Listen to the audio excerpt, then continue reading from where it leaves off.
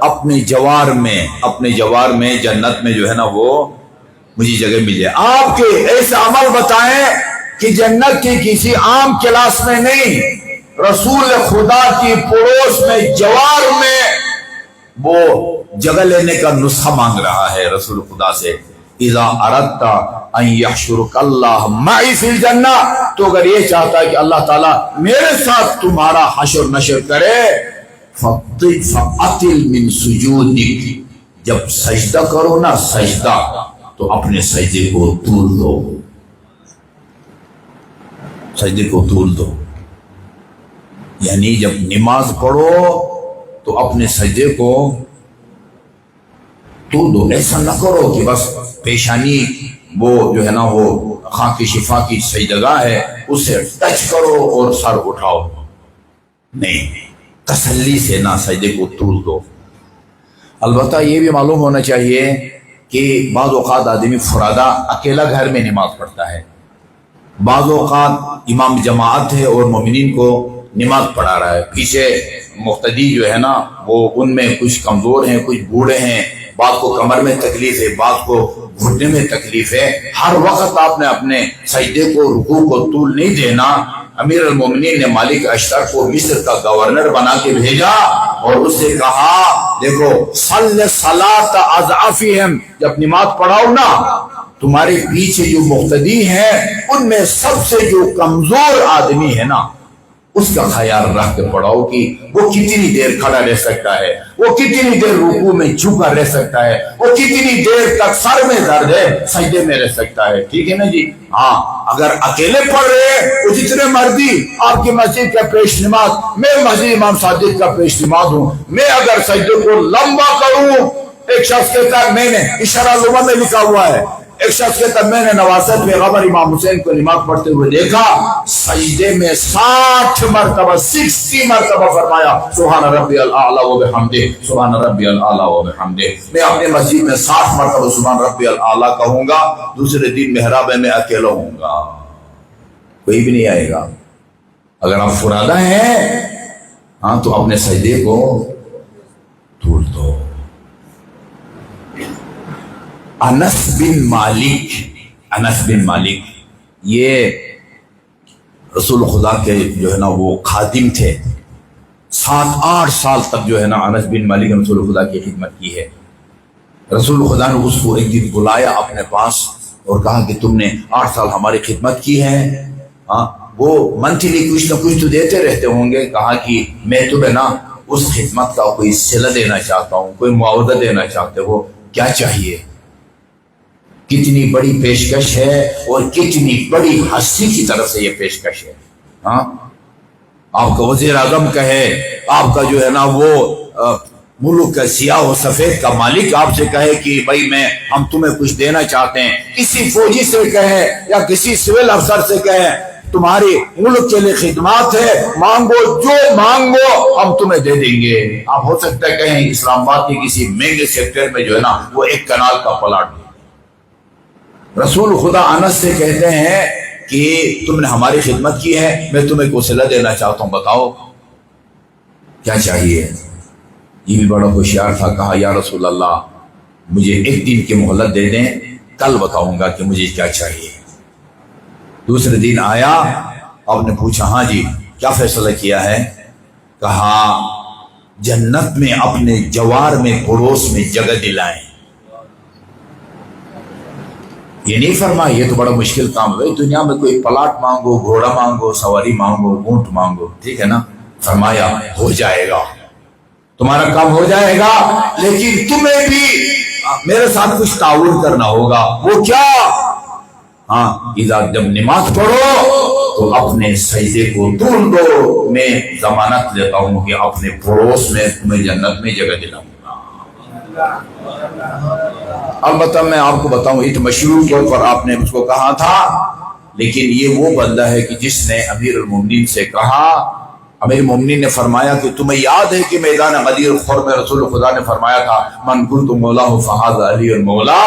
کہا مولا بس بوڑھا ہو گیا ہوں یا صحت خراب ہے بھول گیا ہوں. اب جنت میں رسول خدا کے جوار کو بہت دور کی بات ہے، پتہ نہیں اس کا کیا انجام ہوگا۔ جو کہتا ہے کہ میں غدیر خم کو بھول گیا ہوں، وہ بھولنے والا واقعہ تھا ہی نہیں۔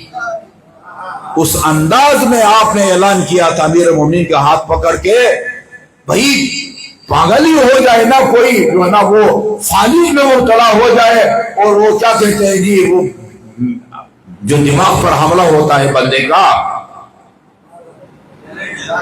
ہاں برین ہیمریج، وہ تو پھر تو کچھ بھی یاد رہتا نا۔